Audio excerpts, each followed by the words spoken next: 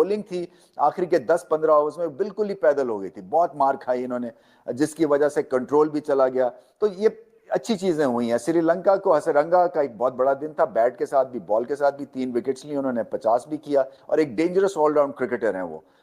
300 का टारगेट तो दे दिया, बट शुरुआत इंतहाई बुरी हुई थी। मुझे तो समझ ही नहीं आ रहा था कि हम तो कहते थे ना 90s, तब भी ऐसे नहीं होती थी भाई। ये कितना स्लो खेला हमने शुरू में। 2-3 चीजें कहूंगा स्लो खेलने के लिए। पहले तो ये कहूंगा ओडीआई में भी आपको टेस्ट मैच नजर आ गया होगा। बिल्कुल जाहिर है कि हम 10 ओवर में बना रहे हैं 28 रन, और डॉट बॉल पे डॉट बॉल, डॉट बॉल पे dot ball. But Hasaranga, he almost took his team over the line. He was very close to snatch the victory from the jaws of defeat. This is what they call it. और कमाल की उसने बारी खेली है। थोड़ी सी support अगर मिलती, अगर तिक्षाना जिस तरह का भी खेला आखिरी ओवर में 1-2 चौके मार दिए, उस तरह की सपोर्ट अगर वो दिखाता तो यू नेवर नो।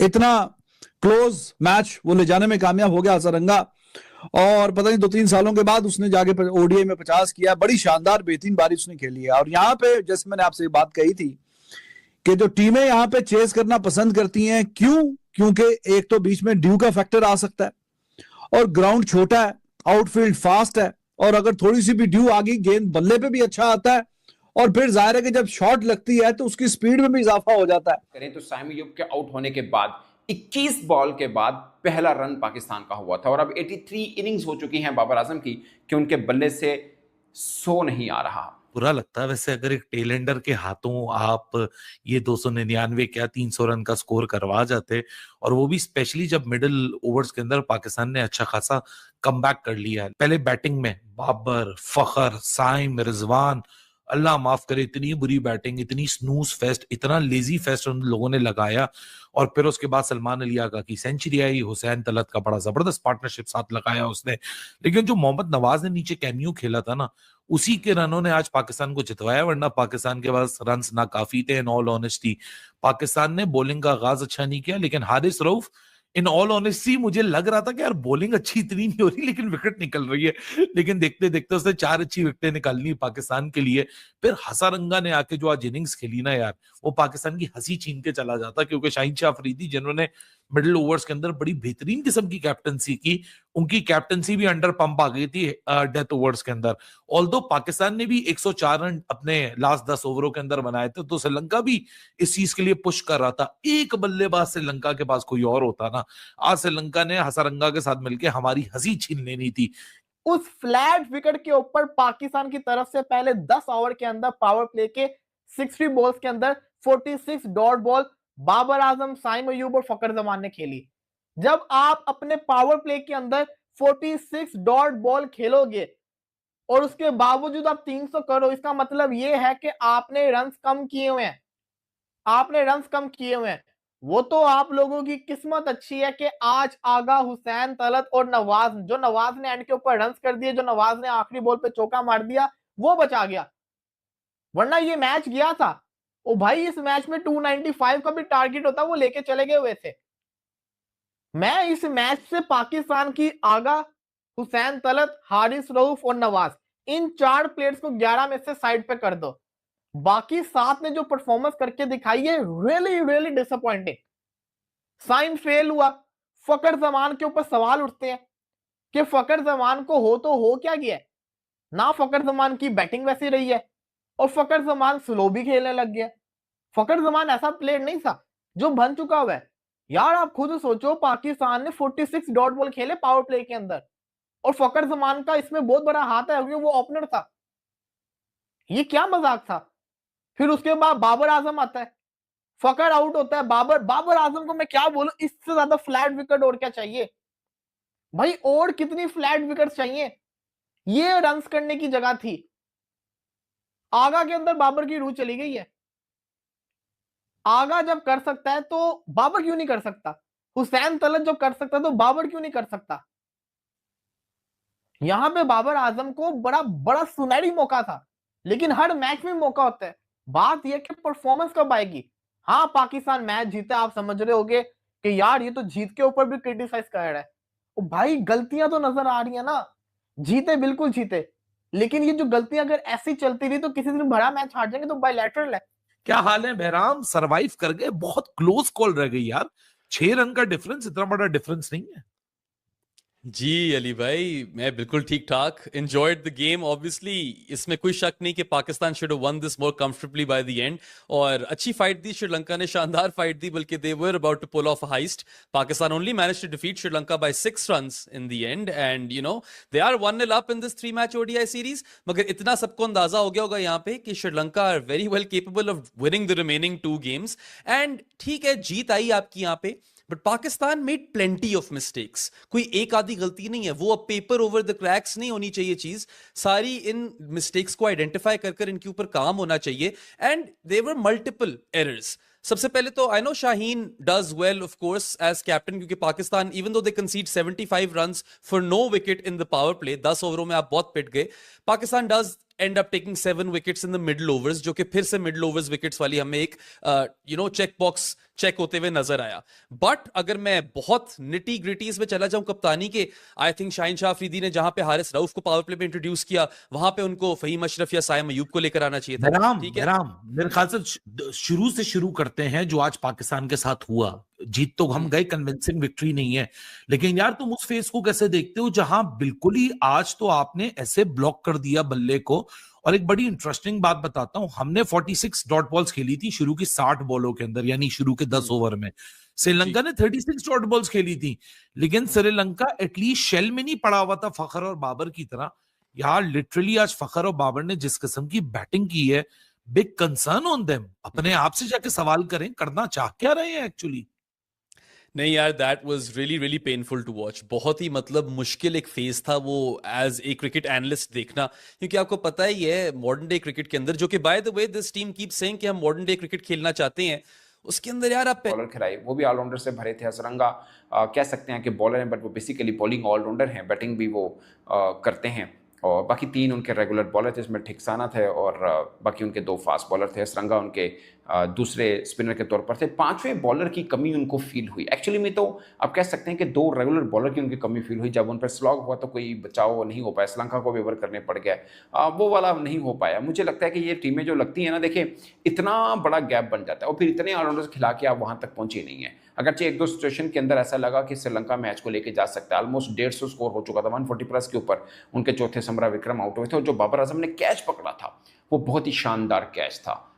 मुझे लगता है कि वो शायद जितना मैंने मैचेस देखे हैं इस साल, उस जैसा कैच मैंने नहीं देखा। हो सकता हुआ हो, बट मैंने नहीं देखा। कमाल कैच था बाबर आजम का। और उसके बाद बाबर आजम जब खड़े होते हैं और जो स्माइल पास करते हैं, फिर सभी खिलाड़ी आके उनको जो हक करते हैं, वो बहुत खास था। अच्छा, 1-2 खास पॉइंट हैं जो जिनको मेंशन करना बहुत ज़रूरी है। एक ये कि लगातार चौथी मरतबा ऐसा हो चुका है, लगातार चौथी मरतबा ऐसा हो चुका है कि पाकिस्तान ने पावर प्ले में कोई विकेट नहीं गिराई है। शायद 10 ओवर में 72 run, if I am not wrong, Sri Lanka के, जो कि बहुत रन होते हैं, कोई विकेट नहीं। उससे पहले 3 लगातार मैचें जो साउथ अफ्रीका खेला, अगरचे वो सीरीज हार के गया, मगर पाकिस्तान ने विकेट नहीं गिराई थी पहले पावर प्ले के अंदर। तो ये एक खास पॉइंट है। और बाई चांस ये है कि पाकिस्तान ने शायद 28 या 24 रन किए थे, हमारी विकेट भी गिरी थी। हम कुछ ज़्यादा अच्छी इकोनॉमी नहीं थी, मगर उन्होंने 70 प्लस रन किए थे, विकेट भी नहीं गिरी थी। शुरुआत का उनका बड़ा ज़बरदस्त था, बाद में ऊपर नीचे विकेट, खासकर कुशाल मेंडिस जो हैं, वो वैसे T20 एशिया कप में भी 0 पे आउट हुए थे। वो उनके तगड़े बल्लेबाज हैं, मैं उनको सबसे तगड़ा मानता हूँ पूरी श्रीलंका की टीम के अंदर। वही रन नहीं कर पाएगा। चाहे निशंका भी अच्छा खेलते हैं, वो उन्होंने इंडिया के खिलाफ एशिया कप में 100 किया था, मगर कुशाल मेंडिस का आते ही आउट हो जाना इनसाइड एज और बोल्ड हुए, वो उनको शायद थोड़ा सा महंगा पड़ गया था। अदरवाइज कहानी मतलब बॉल थोड़ी सी बारी लेते ऐसी पिच के ऊपर तो शायद रहा। मुझे पहले भी था कि पाकिस्तान श्रीलंका को स्पिन ट्रैक नहीं देगा जो हमने साउथ अफ्रीका को दिया, क्योंकि श्रीलंका को स्पिन ट्रैक देने का मतलब है अपने पाँव पर कुल्हाड़ी मारना, और शायद फास्ट ट्रैक भी नहीं दिया, बैटिंग ट्रैक ही दिया, जो मैं अज्यूम कर रहा था पहले से। मैंने कल परसों वीडियो की थी कि मुझे लगता है कि पाकिस्तान शायद बैटिंग ट्रैक की तरफ आए, क्योंकि श्रीलंका को बॉलिंग ट्रैक भी देना, या फास्ट बॉलिंग स्पोर्ट भी देना शायद थोड़ा सा रिस्की हो सकता है। स्पिन देना तो टोटली रिस्की है, बैटिंग ट्रैक बना लें, थोड़े रन बन जाए। अगरचे टॉस का एडवांटेज श्रीलंका के पास था आज, और मैं यकीन माने इस जीत को अफ्रीका की निस्बत बेहतर जीत मानता हूँ, क्योंकि अफ्रीका की टीम उस तरह की कंप्लीट टीम नहीं थी। श्रीलंका अगरचे अब हार गए, कहने को 11 मैचेस में 10 पाकिस्तान जीता है। Last 11 matches between Pakistan and Sri Lanka 10 Pakistan जीता है। वैसे अलग बात है कि ये जो मैच हुआ पिंडी के अंदर, ये 6 वर्षों में 6 वर्षों में तीसरा मैच था। इससे पहले सिर्फ 2 ही मैच खेले हैं। एशिया कप 2023 में जो पाकिस्तान हार गया था, लास्ट ओवर में जमान खान ने किया था, और वर्ल्ड कप 2023 जो पाकिस्तान जीत गया था, 300+ रन चेस किए थे जब अब्दुल्ला शफीक और मोहम्मद रिजवान ने 100 किया था और कमाल बारी ली थी। अच्छा, दोनों के बीच में आखिरी दोनों मैचेस में 2 खिलाड़ी चले थे। पाकिस्तान की तरफ से मोहम्मद रिजवान ने रन किए थे, उनकी तरफ से कौशल मेंडिस ने रन किए थे, मगर इस मैच के दोनों ही रन नहीं कर पाए। बट सलमान आगा है ना, तो टेंशन किस बात की। वनडे फॉर्मेट में ही इज द मोस्ट, जिसे बोलते हैं ना, responsible batter from Pakistan side in this year, वो आप कह सकते हैं। और वर्ल्ड वाइड में मैं बता दिया आपको कि वो तीसरे नंबर पर है। But coming back to Babar Azam के बल्ले से रन 100 ना, वो भी फायदा। और फिर बॉलर्स के हाथ में गेंद ड्राई हो तो अच्छी ग्रिप बनती है, अगर गेंद गीला हो तो फुल टॉस भी जा सकती है, यॉर्कर मारने की कोशिश करे तो वो फुल टॉस जाए तो वेस्ट हाई नो बॉल कुछ भी हो सकता है। और एंड पे जिस बॉल पे नसीम शाह ने आउट किया हसरंगा को, बाउंड्री पे कैच अच्छा पकड़ा बाबर आजम ने, तो थोड़ा सा टच इन गो ही था, एक आधा और इंच ऊपर नीचे होती, नीचे तो खैर थी, ऊपर होती तो नो बॉल भी हो सकता था। तो हसरंगा बहुत ही बेहतरीन और शानदार खेला। और पाकिस्तान बेशक के बाबर आजम ने बहुत अच्छा कैच पकड़ा एंड पे भी, और स्लिप में भी बड़ा अच्छा कैच पकड़ा, लेकिन ओवरऑल जो फील्डिंग है that was quite pathetic. Slip में कैच छूटा, फिर फखर जमान से आउटफील्ड में कैच छूटा, इतना मतलब ऊपर गेंद गया हुआ है भाई, इतना टाइम है कि आप उसके आ जाओ नीचे गेंद के, वो इंतजार कर रहे हैं कि हाँ जी अभी आएंगे गेंद के नीचे, अभी आएंगे, वो आगे गेंद पे पहुंचा ही नहीं, हालांकि इतना ऊपर बॉल गया था। तो इसके बावजूद कि बहुत बेकार बीच में फील्डिंग की है, कुछ अच्छे कैचेस भी पकड़े, लेकिन ज्यादातर जो फील्डिंग है वो उस लेवल की नहीं है, इंटरनेशनल लेवल की जो होनी चाहिए। तो एंड पे आप ये देखिए कि बड़ी मुश्किल से बचत हुई है, टू बी वेरी ऑनेस्ट। और श्रीलंका, उन्होंने बहुत अच्छी फाइट की है, 6 रन से वो हारे जरूर हैं। हाँ, ये बात ठीक है कि श्रीलंका ने कभी 300 रन का टारगेट पाकिस्तान के खिलाफ चेज नहीं किया, लेकिन अगर कोई मैदान है कि जिसमें चेज हो सकता था तो वो यही मैदान है रावलपिंडी का, यहां पे ही चेज होता है। और hats off to Sri Lanka the way they fought after considering the fact कि उनकी 6ठी विकेट गिर गई थी 191 पे और 7वां आउट हो गया था 210 पे कमेंडो मेंडिस। तो जो 7 विकेटें गिर गई थी उसमें जो भी उनके बैटिंग कर सकते थे सारे के सारे निकल गए थे, सिर्फ एक हसरंगा था, वो भी आपको पता है कि बॉलिंग ऑलराउंडर आप कहना चाहते हैं तो वो बॉलिंग ऑलराउंडर है, वो बॉलिंग का जादूगर है। तो उसने आके मैच को इतना डीप लेके गया और आखिरी ओवरों तक जाके अभी at the end of the day एक आधी गेंद का मार्जिन है, 6 रन से जीते हैं। तो 1-2 गेंदों का डिफरेंस इधर उधर, और वो किस्मत अच्छी थी कि वो हसरंगा का जो कैच है वो बाउंड्री पे पकड़ लिया गया, वरना हमने देखा है कि गेंद थोड़ा सा वेट हो तो बाउंड्री पे वो गेंद हाथ से लग के बाहर भी निकल चला जाता है, बल्कि छक्का भी हो जाता है, कैच लेने के बजाय उल्टा छक्का। तो बहुत ही क्लोज मैच ये हो गया, बियॉन्ड एक्सपेक्टेशन। हालांकि जब 7 खिलाड़ी आउट थे 210 पे, Sri Lanka they were nowhere even close, but end पे जाके फिर पाकिस्तान ने अपने नर्व्स पे काबू रखा और मैच जीतने में कामयाब हो गया। वरना हसरंगा उसके इरादे बड़े खतरनाक थे और पाकिस्तान इनको काफी मेहनत करनी पड़ेगी, खास करके फील्डिंग डिपार्टमेंट में। बैटिंग में तो हम पहले बात कर चुके हैं ना। तो दोनों इनिंग्स जो रही है पाकिस्तान की और श्रीलंका की, जरा डिफरेंट माहौल रहा है। पाकिस्तान शुरू में बिल्कुल अल्ट्रा टेस्ट अप्रोच से बैटिंग की थी इन्होंने, 30 ओवरों में सिर्फ 120 रन डाले थे 30 ओवरों में, अगले 20 ओवरों में 180 किया पाकिस्तान ने, और आखिरी 10 ओवरों में 100 रन पाकिस्तान ने 100 से ज्यादा रन ऐड किए। लेकिन श्रीलंका का शुरू के ओवर्स बड़े शानदार थे, बड़े बेहतरीन थे, और पाकिस्तान श्रीलंका की जरा डिफरेंट माहौल रहा है। पाकिस्तान शुरू में बिल्कुल अल्ट्रा टेस्ट अप्रोच से बैटिंग की थी इन्होंने, 30 ओवरों में सिर्फ 120 रन डाले थे 30 ओवरों में, अगले 20 ओवरों में 180 किया पाकिस्तान ने, और आखिरी 10 ओवरों में 100 रन पाकिस्तान ने 100 से ज्यादा रन ऐड किए। लेकिन श्रीलंका का शुरू के ओवर्स बड़े शानदार थे, बड़े बेहतरीन थे, और पाकिस्तान ने जो वाइड्स करवाई हैं, लेकिन इसकी वजह यही थी कि पिच इतनी अच्छी नहीं थी, डबल पेस पिच थी। और आपने देखा होगा कि पाकिस्तान की जो 30 ओवर्स की जो इनिंग्स है, बॉल इतना अच्छा बैट पे नहीं आ रहा था, चाहे वो फकर खेल रहा हो, चाहे वो बाबर खेल रहा हो, चाहे वो जिस तरह का बॉल आता है पिंडी में उस तरह का बॉल बैट पे नहीं आ रहा था। लेकिन ये बहुत ज्यादा, ये खुद भी बहुत ज्यादा डिफेंसिव खेले। ये मेरा पॉइंट है अगला कि बासित भाई जैसा भी हो ना, 10 ओवर में 45 डॉट बॉल्स दिमाग घुमा देने वाली बात है ना। 10 ओवर में 45 डॉट बॉल्स, फिर उसके बाद आपका 4 ओवर में मेरा ख्याल है 17 रन थे, और 7 ओवर में भी या 14 रन थे, और 7 ओवर में भी हुई थी लगातार 3 मेडन, 3 ओवर मेडन, बिल्कुल सही कहा आपने। लास्ट 2 ओवर में तो बाबर ने चौका मारा, उसको ठीक शाना को 28 रन बने, अदरवाइज तो लग रहा था शायद 24 भी नहीं बनेंगे। बिल्कुल सही कह रहे हैं। तो लेकिन ये मैच हुआ बराबर है।